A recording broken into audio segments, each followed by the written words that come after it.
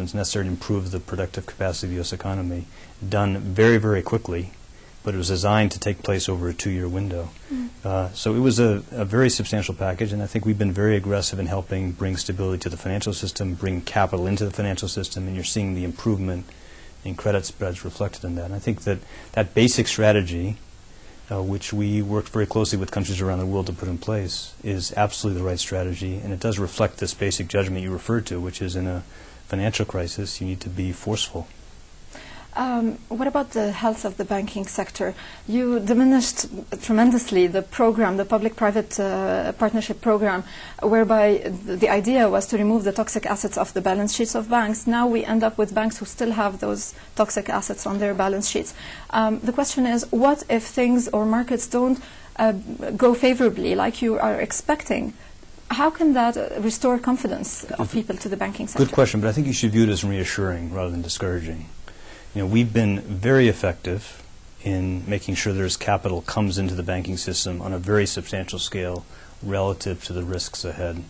We've put in place a very innovative, very effective set of tools to help restart securitization markets, and those have been really very effective, beyond what we thought realistic expectations at the end of last year. This program we put in place for a series of funds to help provide a market for those legacy securities and loans on bank balance sheets. We're starting at a smaller scale than we initially envisioned, in part because we've seen a much greater than expected capacity for banks to go ahead and raise capital from the private markets. If we think these programs are valuable, we have the capacity to increase them. And we think even though things have improved significantly, we think they still have some valuable role in helping encourage greater liquidity in these markets. But again, if they are effective, and we think that the situation merits it, we'll expand their scale and force. But I think you should be encouraged rather than discouraged by the fact that things have changed enough that we think we could start at a more modest level. But isn't it a question of confidence? I mean, how can people have confidence again in the banking system when those assets are still on their best measure of that, again, is what's actually happened. So in part because, significantly because of what we did in terms of putting in place a very substantial stimulus program on the demand side, but very importantly because we asked the major banks to go through this process of, a very rigorous test of what future losses might be in a deep recession and bring a really remarkable level of transparency to what those losses were. These banks that needed capital as a precaution against a deeper recession were able to go raise very substantial amounts of capital. That is the critical test. And I think that's largely an encouraging sign, and it's made possible broader improvements across the credit markets. How would you describe credit markets right now? Better, conditions? Significantly better. Gradually unfreezing, not back to normal. It's going to be hard for the world to know what the new normal would be because we had such a long period of abnormal, remarkably low risk premium credit spreads. But I think they're significantly better. But just again to be realistic, the world still faces a substantial process of period of challenge and risk ahead, and we want to make sure we do enough to lift the global economy out of this and make sure that we're repairing the most damaged parts of our financial system. Yesterday the results of Goldman Sachs came out, and the big question right now is, should we not read too much into second quarter results? Now there are expectations that many banks will have good results in the second quarter. How should one read those results? How sustainable are they? I think you have to wait to see, and we've seen very little earnings yet. So far it's been relatively encouraging, and of course anything that points to durable improvements in earnings capacity in the financial system and the broader corporate sector, that's something we should view with as a very encouraging sign. But I think it's a little early to judge.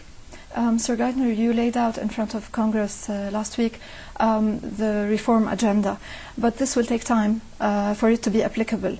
Now, for the banks who repaid TARP money, how can you make sure that they do not revert to their previous practices from now until new regulation is in place? Well, the most important thing we do is to, in the United States, but working with countries around the world, move as quickly as we can to put in place a stronger framework of oversight over the financial system. We allowed large pockets of risk to build up in the system outside the regulated system, and that proved enormously damaging.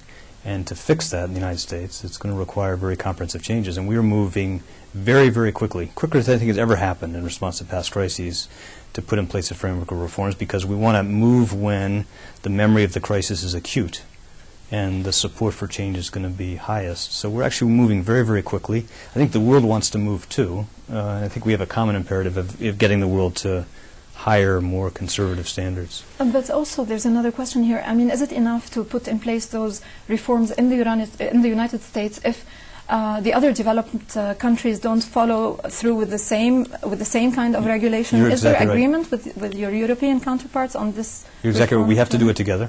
And there's been a lot of effort underway to try to make sure we have a common basic strategy so we can work on the details of negotiation on things like future capital requirements, how to deal with the failure of large institutions in the future, how to bring more oversight to derivative markets. And actually, my own personal sense is, and I've been doing this for a long time, is there is a remarkably strong degree of consensus across the major financial centers. We'll have a test of that consensus once we get down to the details of it, but I think that the world as a whole has much more in common in where they want to go than they do in terms of what separates them. But that's not what we were hearing from the Europeans, especially they were calling for a central regulatory body worldwide. I mean, do they agree on those? Have you already talked about that, or is this what you are discussing in your visit right now? No, I think the Europeans believe that regulation will remain the responsibility of sovereign nations. But to make sure that our domestic safeguards work, we need to make sure we move together to put in place stronger standards. They need to be more uniform, they need to be better designed, they need to be smarter, more effective, and they need to be more evenly applied. But I think that we have much more in common than we have that separates us. And we've had a searing experience together in living with the consequences of substantial failures in regulation, and that's going to require substantial change. And my expectation is we're going to have a lot of support for the changes we're bringing about in the United States. My final question is on the agenda also of this visit. There was the idea that you are going to discuss with your European counterparts, especially further steps to get the world back to growth, right, on a growth pattern. So are there specific requests that you are going to talk about in Paris later on today, or that you talked about in London? As you heard the President Obama say, we're trying to do two very important things. One is to bring growth back, to address the crisis, to fix the most damaged parts of the system. But we want to make sure that as we do that, we do so in a way that provides the basis for a stronger, more balanced, more sustainable recovery globally. And that's a common that, of course, you're familiar with here as you look for ways to diversify future sources of growth. It's going to be critically important to the world economy because the U.S. savings rate is going to have to rise. The world is no longer going to be able to look to the United States and the U.S. consumer as the principal driver or as large a driver of future growth. So we think there's a strong pragmatic imperative around the world in looking for ways to diversify sources of future growth. Mr. Secretary, we thank you very much for this interview. Thanks for your time. We Thank you for appreciate having me. it. مشاهدينا، هذه نهاية مقابلة خاصة. شكرا لمتابعتكم وإلى اللقاء.